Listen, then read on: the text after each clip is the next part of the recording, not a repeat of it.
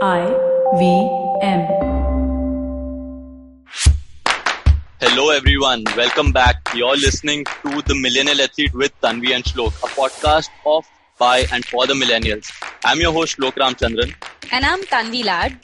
We still have the poster boy of Tamil Nadu cricket, Mr. Dinesh Karthik, and Generation Z coach Abhishek Nayar with us. Yeah, guys and girls. So I hope you've tuned in last week on our first part of this episode.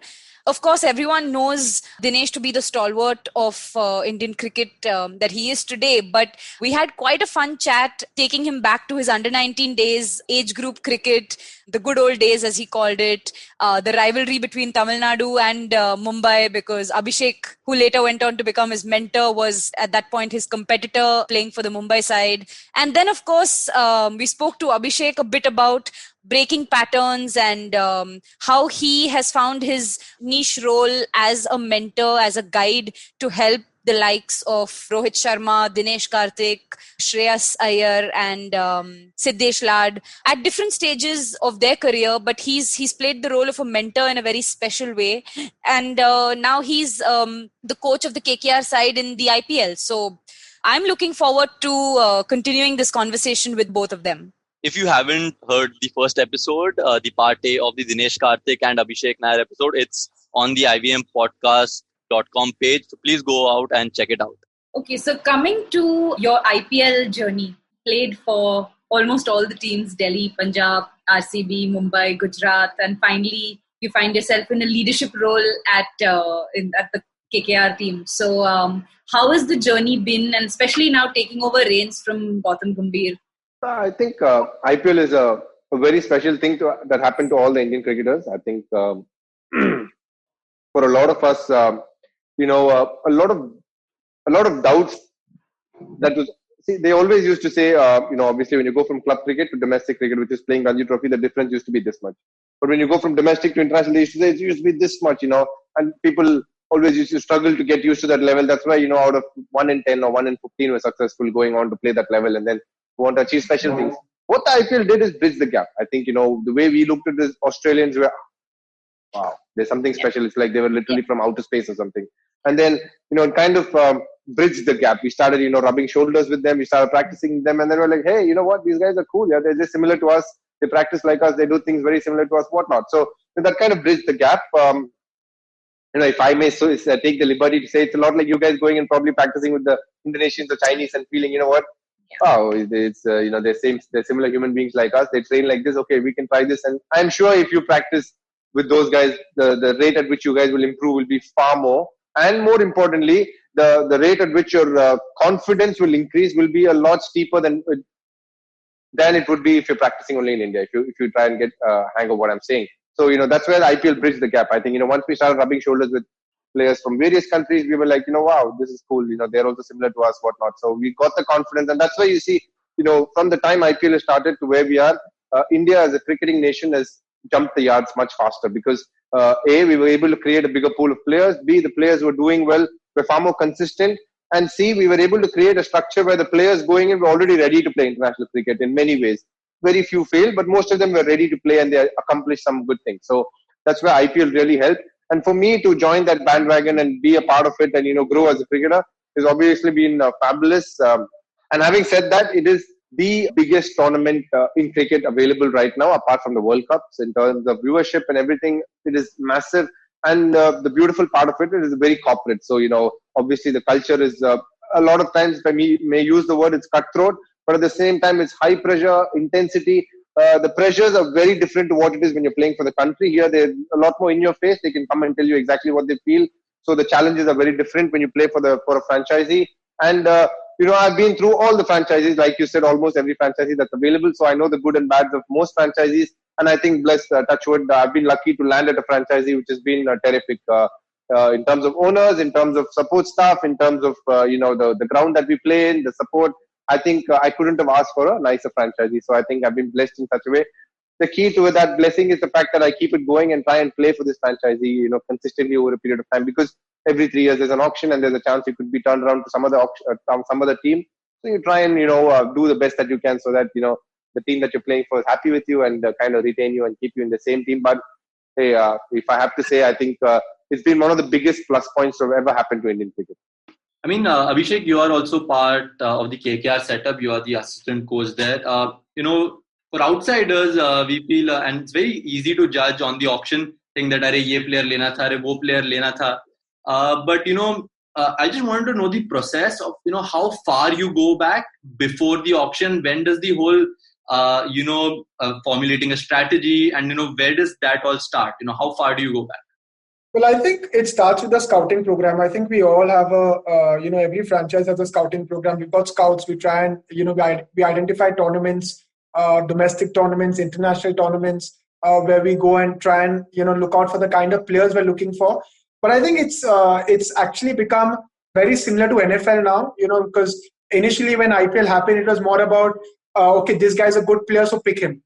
But now, whenever we sit on a table and we discuss about a player, there's so many other things we talk about. It's not only about the skills he possesses, but how he is in a team atmosphere, whether he fit into the KKR family, what his upbringing has been like, the kind of people he's been coached by, and there are lots of things that we look at, family background, just to understand the player a lot more. I feel because, like DK said, it's become such a big tournament, and there's so much, so much at stake. I think the kind of study that we do for every player has increased a lot. I think I remember the first couple of years when when I got picked because someone said, "Yeah, acha khelta hai, Ranji Trophy mein acha kara, pick him." But now, even though someone is doing exceedingly well in a Ranji Trophy or a T20 format, sometimes doesn't find a place in an IPL setup, only because we feel there are certain things that he's missing that we feel he needs to possess at that level. So we obviously try and we all have something when we talk about scouting, or we send our scouts out to go and watch matches. We tell them to look at certain specific things, very specific to the conditions we play on, very specific to the style of cricket that we play, and very specific to what our coach Brendan McCullum or Jacques Callis would have wanted out of a player.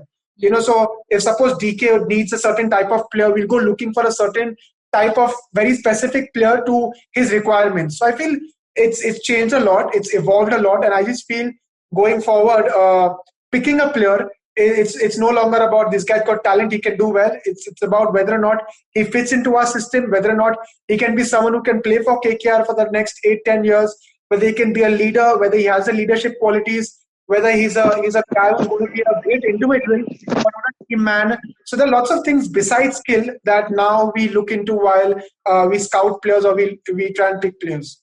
I mean, you've got a set of amazing young players. You've got Shubman Gill, you've got Tom Banton now, you've got Mavi, Nagarkoti, Prasidh Krishna. So we're really looking forward to the young brigade taking over at KKR. So moving on, so I'm just going to talk about two of my personal favorite knocks or favorite performances. I'll start with DK. I was very tempted to go with the Nidiyas Trophy final ball 6, but I've chosen not to. Your knock of 97 of 50 at Eden Gardens against Rajasthan Royals, where you actually smoking the ball, just effortlessly hitting it out of the ground. What was it like? That is also a best score in IPL. How did it feel that day? What was so different about that day? I think we kind of got off to a bad start, and I went in a little early about the 4th over. Generally, I go in around the 8th, 9th over, but I went in around the 4th over, 5th over, if I'm right. And and interestingly, our run rate also wasn't great. It was about 5 or 4, which is not normally how it is in a T20 game. So from there we kind of slowly picked it up, and then I got a few shots going, and it was a great wicket to bat on. Even though that was my highest score, that's a match that I kind of tend to forget a lot because we lost the game. We didn't end up winning it. It was a close game, but we ended up losing it. That was a very critical game for us, to be very honest. Because if we had won that, there's a great chance that we could have gone to the semi-final, to the knockout stage. But we lost that game, which is very sad. And, one young guy came and, played some interesting shots, and then we lost the game. So, when it comes to my batting, I think I got going, but the last 10 overs, I kind of just took off. And, most of the shots that I played, I just connected. And more importantly, I think it was a great wicket to bat on. And I just made complete use of it.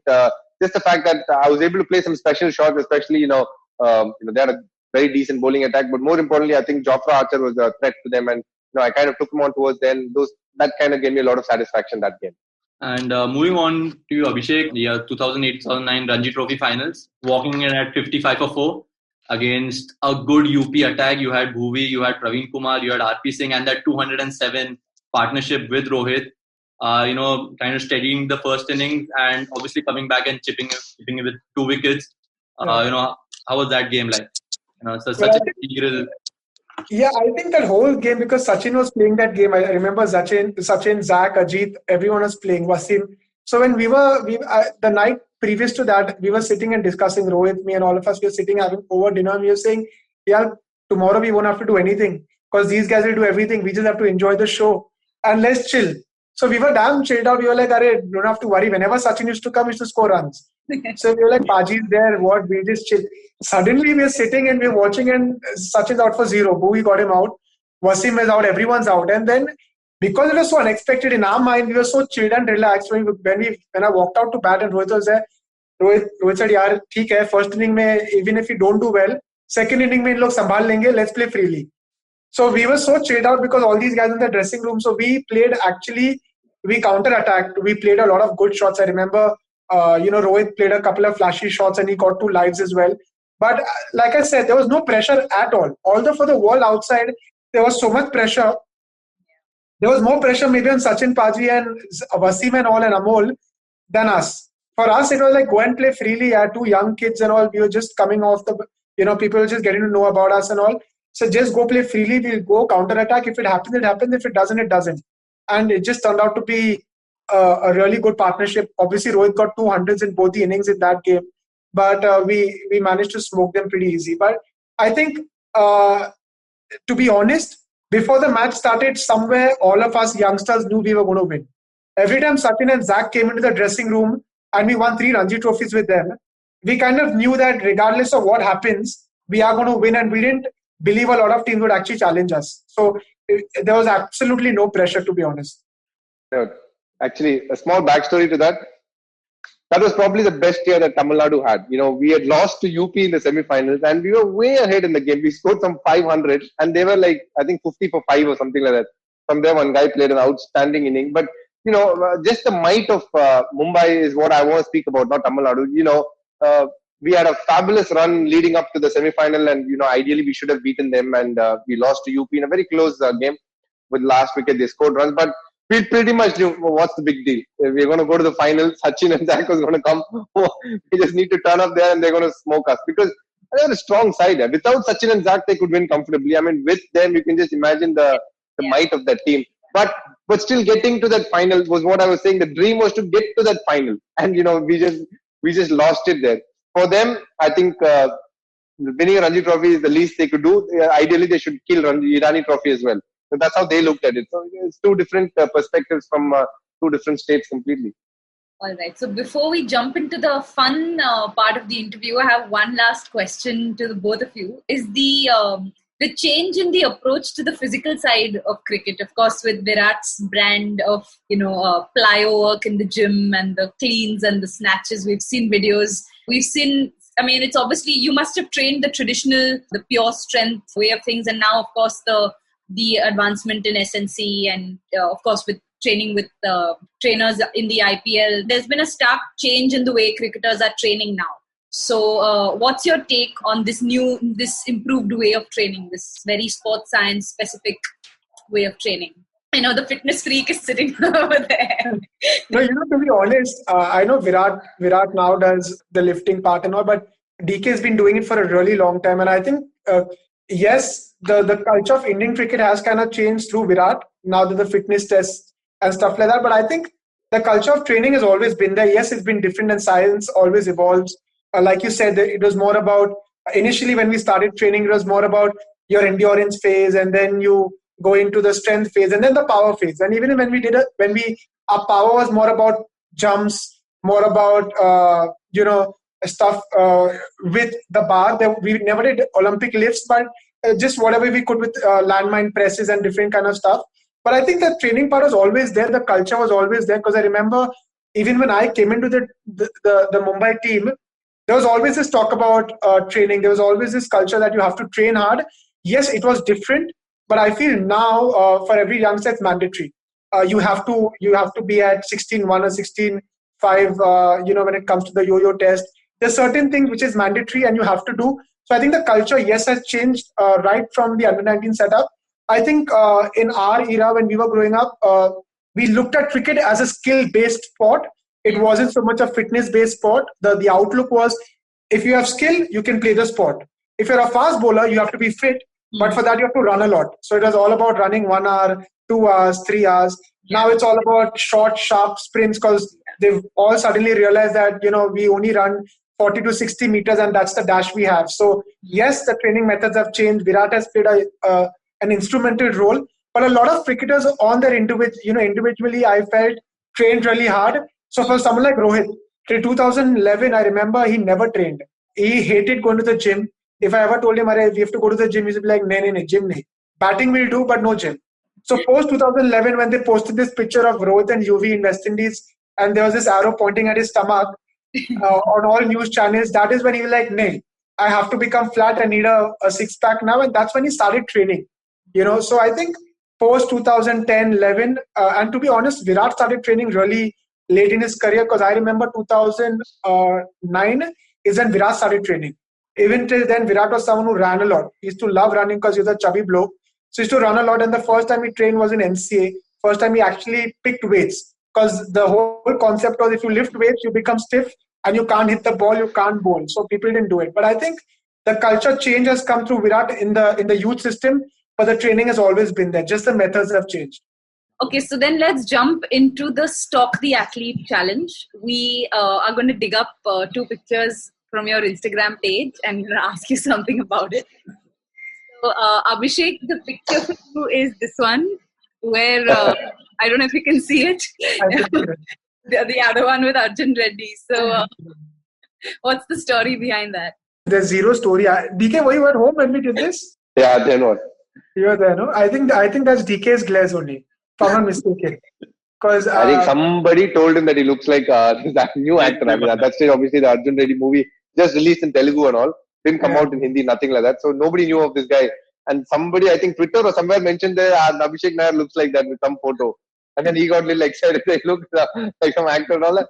And then we sat down and did that image posting. And that I had that glass that was similar to that. So I think he used it. Yeah. So I'm actually horrible with social media and stuff like that. So of course, DK had to be there for that to happen. So, that's the backdrop. Someone said I look like this guy. So I went on and I saw a picture and I said, yes, there is some similarity. So let me just post it. I'll have to remove it now, I think. And the one for DK is, you captioned this one as laughter therapy with Hardik Pandya. What was the joke? There's no joke. That was completely staged. So it's like we're going to take a photo and just laugh compulsorily. So we just laughed and that's how that photo came. But I really like the guy. He's a terrific guy. One of the, in all my cricketing career, I think he's a very genuine guy that I've met, and I'm really close to him. He's a terrific guy, and that was a proper, typical new age social media photo where you make it look like we're doing stuff, but there's a completely different backstory to it. Okay, so mine is, you're doing something, so I'm trying to figure out, what are you actually doing? Oh my God.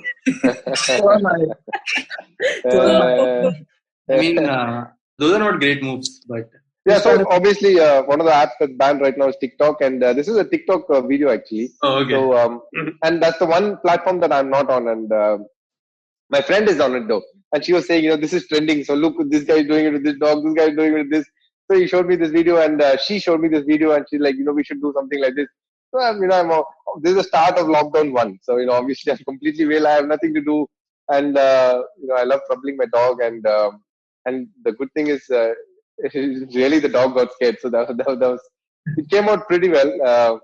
That's all there is to it. That was pretty well. That is the video though. You go and see anybody, that is the video. That's how they do it. They take it from the back of the dog and then they see you making these moves. Basically, you have to scare the dog. Every time you move something, the dog also moves a little bit. It looks like this. So that's about, how much can you expect from a 10-second video here? Okay, so Abhishek, this one's for you. My video is better, by the way. I want to see what you have to say for this. Interesting. So there's a kid I work with. So he got this can for me and he said, sir, please take a picture with it and I'll post it. And I just woke up. I remember I was so irritated but I couldn't say no because a 13-year-old kid at that point. So I said, I have to take this picture, and it looks like shit. And this is the second picture I'm going to take off my Instagram. Which is the first one? The Arjun Reddy one. Yes. In fact, I have one more picture for the both of y'all, which is, I think this is from Deepika's page actually. It's a holiday picture. Couples retreat. Same year. That is the only good thing to happen this year, I feel. Start of the year in Turkey. After it's gone downhill. It was a good place. So you guys have been to Turkey? Any badminton happens there? Istanbul and Mersin. I love Istanbul. But I haven't played it. Yeah, it's a nice place. Yeah. So this picture was in Istanbul or? Yes, this Cappadocia. is. Yeah. This is Cappadocia. Cappadocia, I think. Cappadocia. Yeah, this is where we were. Saw snow for the first time, got excited and got the camera out and started clicking pictures. Lots of it. So yeah, good time. He actually has a good eye for photos, I think. I think he let's be fair, amongst me and him, maybe I'm a little bit more media savvy, like how to use a computer or, how to do a photo, a little bit. Even I'm not great, okay. But the one who's more on Instagram in terms of, looking at pictures and whatnot, I think Abhishek's top definitely is ahead of me. So he has a good idea of frames and, how to stand for photos and, what sort of position, all those things he's pretty good at. So in that I remember a couple of this. This is one photo and one more where he just made a stand randomly in front of a blank wall, but it kind of looked nice. He said it looked good and all that. So he has an eye for it a little bit. Actually, we look like the Beatles in that. That's a bit far-fetched, but you can say the photo is nice. Okay, let's move on to the rapid fire segment.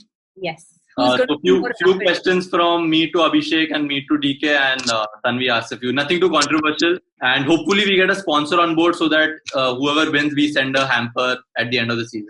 We joked a lot about this in our podcast because we didn't have a hamper to give our guests. But by the end of the show, we had found we got Puma as a sponsor. So everyone got Puma vouchers and I was very happy. We just wrapped it up yesterday. So hopefully the same for season 2. Okay, DK, my questions to you. Rate out of 5. I'm going to give you options. DK as a keeper, DK as a captain, DK as a batsman, and DK as a husband. You have to rate yourself. Good one. DK as a batsman, DK as a husband, DK as a captain, and DK as a keeper as a West. We need to cross-check this with Deepika. Sir. You should. I think the answer will be a little different. Okay, your favorite roommate on tour? For the longest time, actually, I had Abhinav Mukund as my roommate when I was playing with Tamil Nadu. Your favorite IPL franchisee after KKR? I think I genuinely enjoyed my time with the Mumbai Indians.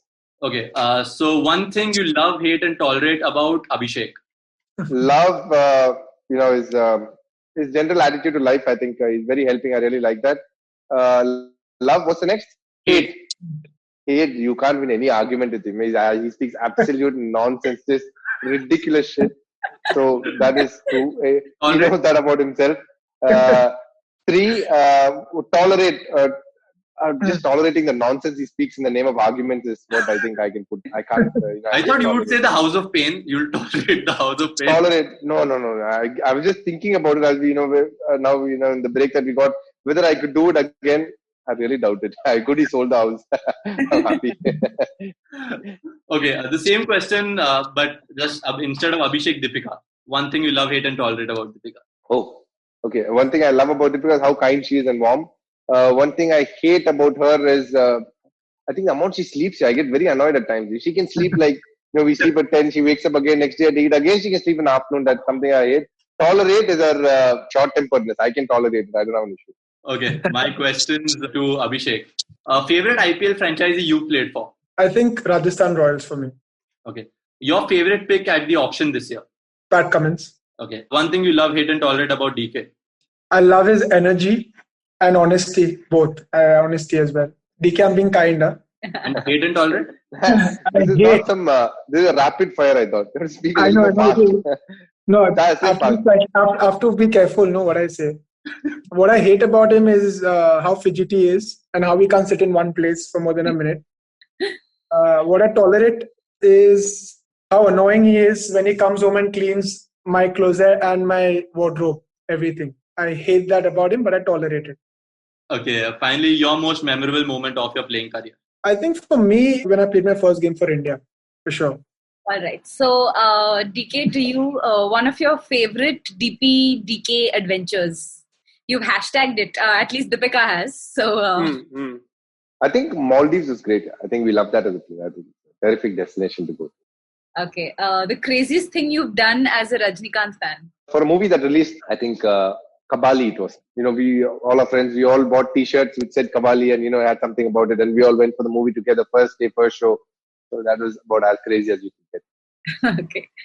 Name a member of the Indian team who shops the most. Oh, the easy one, Hardik Pandya. Eats the most? Eats. Actually, I genuinely eat a lot. I'm a pretty massive eater. But somebody other than me, I'm just trying to think who could eat as much as me would be. Rohit, yeah. No. He's a bad eater actually. Rohit, Virat, they're all like nothing compared to what I can. I'm trying to think, looking at the body size, Umesh Yadav should actually help a bit. Actually, Shreyas will be close.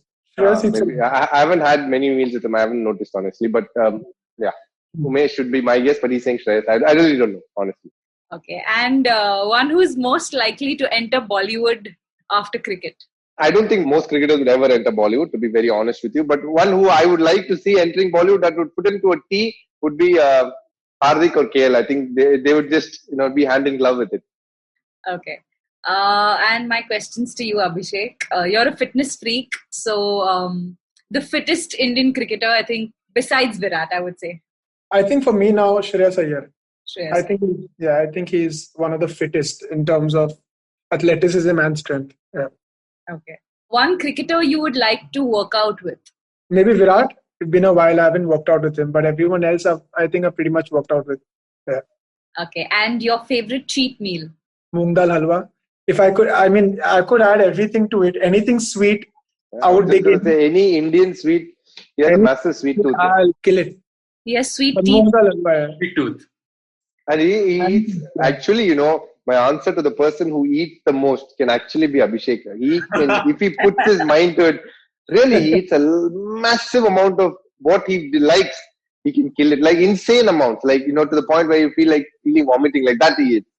So when I was younger, there's actually a funny story. When I was younger, we had a competition, gulab jamun competition. So I ate 28 after a full meal. Oh my god! 28 gulab jamun. 28, yeah. So I love my Indian dessert, yeah. Okay, yeah. And I've heard you kind of eat your cheat meal before a big game. That was your, you like to treat yourself to like butter chicken. That wasn't a cheat meal. That was more like we call it tashan. So it was superstition. So I had to eat butter chicken and corn palak. So I felt I would do well in the game. So that was my mantra to scoring runs. Butter chicken, butter naan and corn palak. So yeah, that's how that worked. All right. Yeah, any final thoughts on being on the show? It was wonderful having both of you. We never I just have one getting DK question on the show, but yeah, so grateful that you did come. Any final words on being on the show? No, first from my side, before Abhishek started, I think thanks a lot for having me on the show. It's been real fun. I think it's very light show. I liked it. Generally, it's a little intense. And actually, for the first time, I think Abhishek and I are doing an interview together. We've never done one together. Oh, wow. So, that's been nice. But I have a question for you all. I follow badminton a little bit, not too much. So I just want to know who are your favorite players, men and women. That's all. In the world or in India? World. Can we go for it? Mine would be Tai Zuying. She's from Chinese Taipei. I think she's won everything that there is to win in the game. She's extremely fit. She has a six-pack.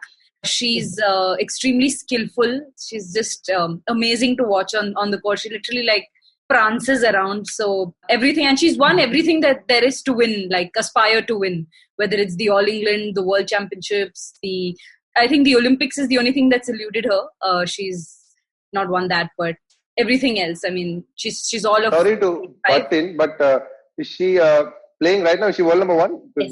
She's beaten Carolina Marin and all easily? It's close, neck to neck. Neck to neck.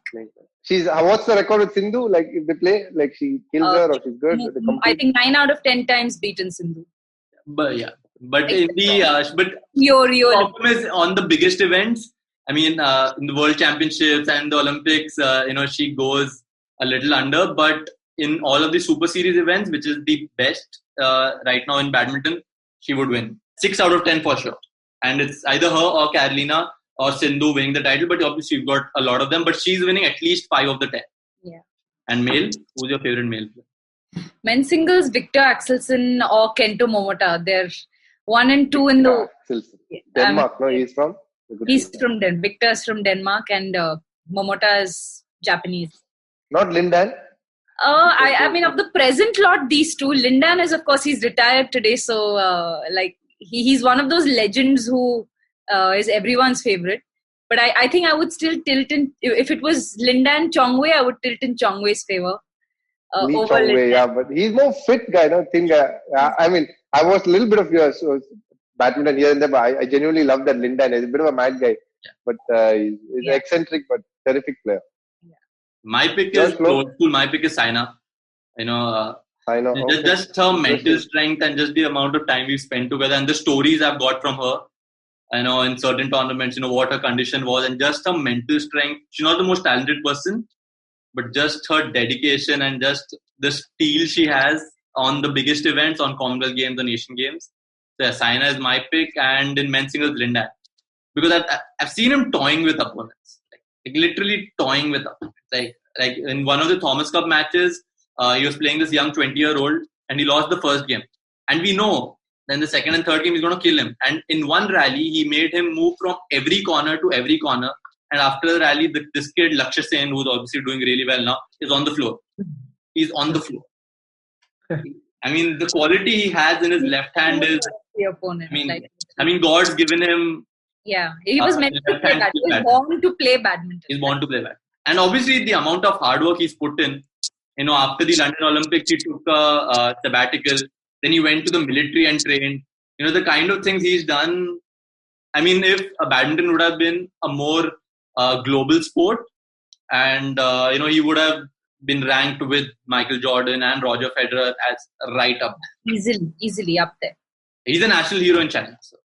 Cool. Thank you so much. And you've actually seen him, change his game style. So when he burst onto the scene, he was this super fit, explosive, aggressive Chinese shuttler, and then he's kind of mellowed over the years, and now he literally plays like textbook badminton, but very basic badminton. But he will not make a mistake. He'll play 1 hour, 1.5 hours, and he would have probably run. His warm up would be 1 hour running on the practice courts, and then he'll come and play another 90-minute match, just toying around with you. But he's so consistent. He's worked out his angles so well, and he's just one step ahead. I mean, and even to be playing at 35, 36 with the level he was playing at, and I would just feel that sometimes he's just not in the mood, and that's why he would lose. He's a very moody guy. Sometimes you just walk off the court if there's a bad line decision, just walk out. Sometimes he's done that in New Zealand. We were playing there and just walked out. He just stormed off because something happened. Just left. Took his kid bag and left. And he's a controversial. He's thrown a shoe on his head coach. He's thrown a racket on the umpire. It's a very controversial guy. Yeah, he's kind of like Nick Kyrgios now, but in his earlier days. Yeah. Nice. Abhishek, any final thoughts on being on the show? No, well, thank you for having me. It was fun. But I just want to put on record that I'm a better badminton player than DK. Yeah. Just for both of you. He wants to. He can play double sometime. Both his knees are short. Tanvi and I can partner DK. And then both his knees are short.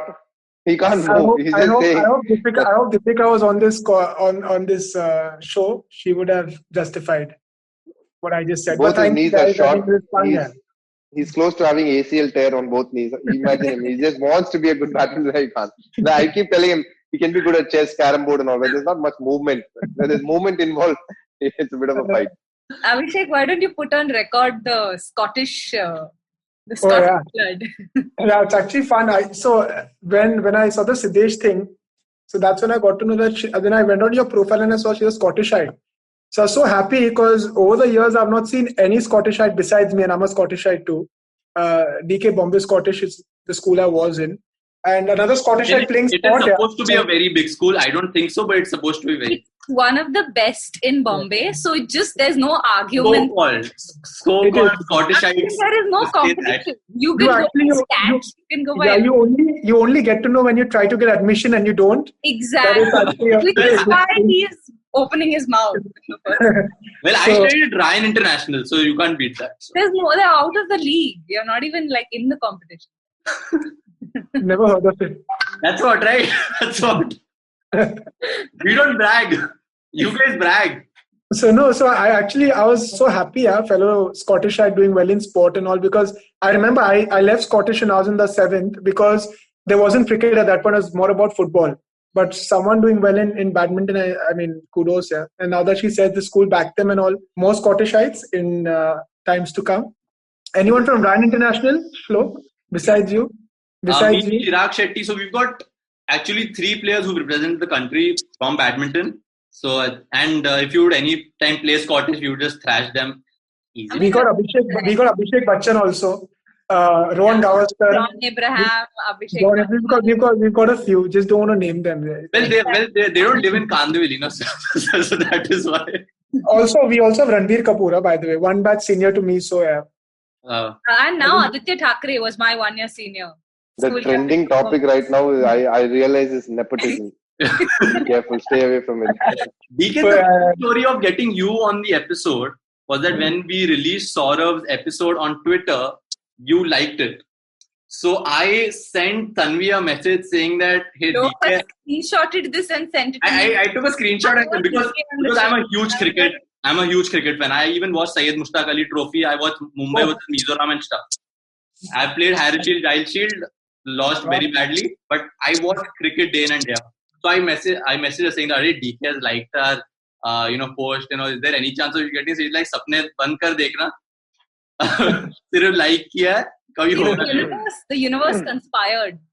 Absolutely. No, but most of the things that Saurabh does, because I know how hard it is for individual sportsmen.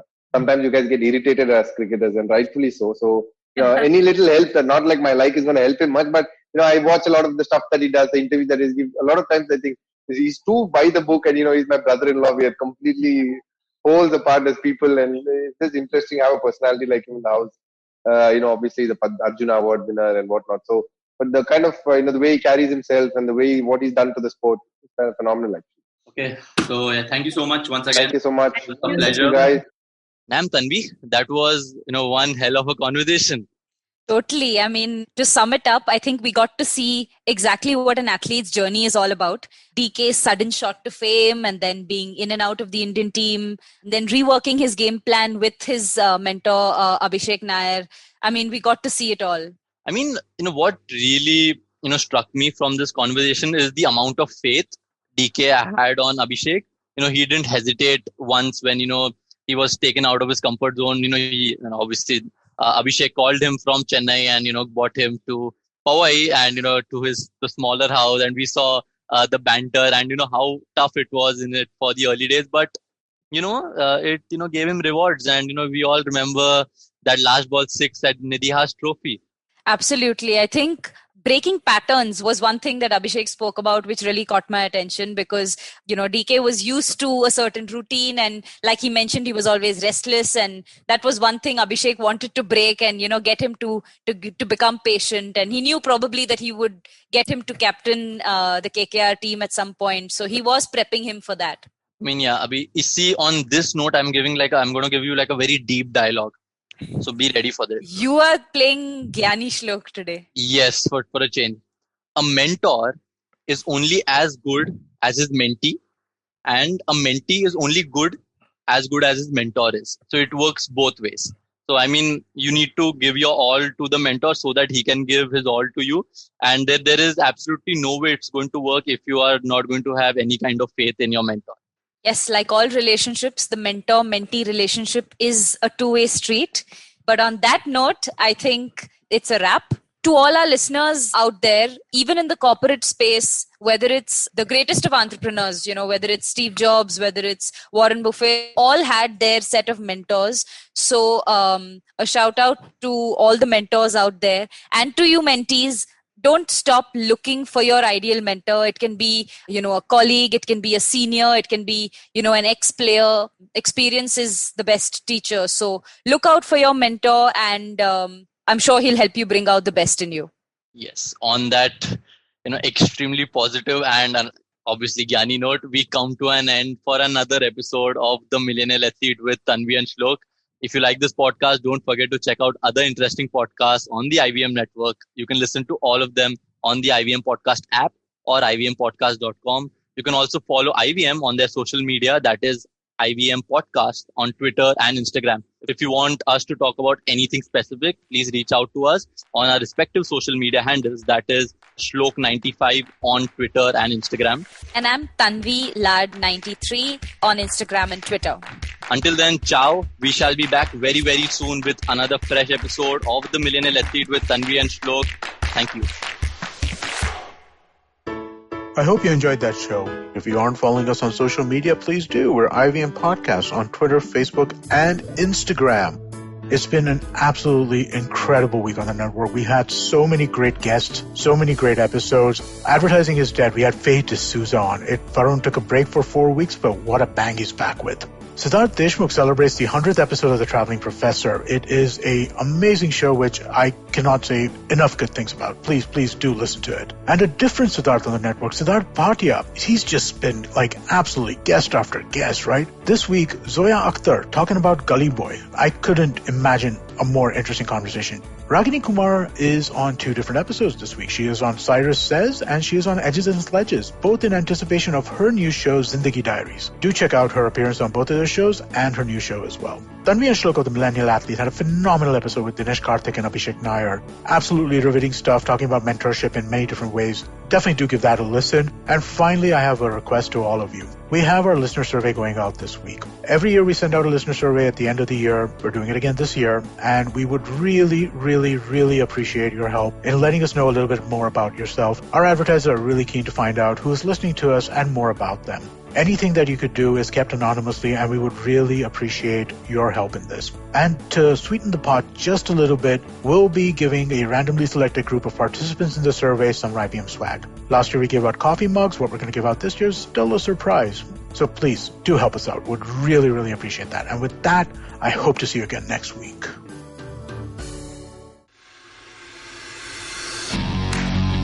Are you looking for India's most awesome cricket podcast? Are you now tired of listening to the same old guys drone on about cricket everywhere? Edges and Sledges is a weekly cricket podcast hosted by 3 fans of the game, Varun, DJ, and myself, Ashwin. It was established in early 2018, has over 60 episodes now, and is of course now proud to be on the IVM Podcast Network.